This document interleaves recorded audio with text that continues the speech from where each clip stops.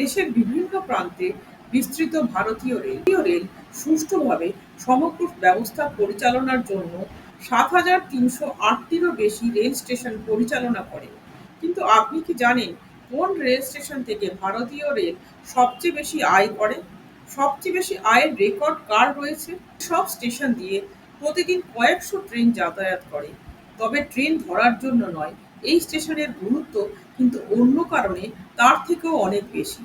Train থামা বা ছাড়া বাদেও এই রেলওয়ে স্টেশনগুলি কিন্তু রেলের আয়ের প্রধান উৎস।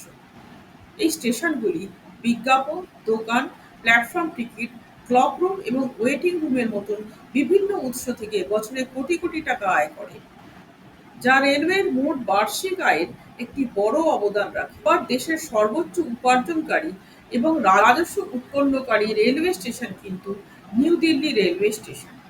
নিউ দিল্লি রেলওয়ে স্টেশন হল ভারতের অন্যতম ব্যস্ত এবং সবচেয়ে গুরুত্বপূর্ণ রেলওয়ে স্টেশনগুলির মধ্যে একটি। ২০২৩-২৪ অর্থবর্ষে ভারতের সবচেয়ে বেশি আয়কারী রেলওয়ে স্টেশন হল নয়াদিল্লি রেলওয়ে স্টেশন, যেখানে আয় হয়েছে প্রায় ৩,৩৩৭ কোটি টাকা, যেখানে একই বছরে প্রায় ৩,৯৩,৬২,৬২,২৭২ জন যাত্রী যাতায়াত করেছেন।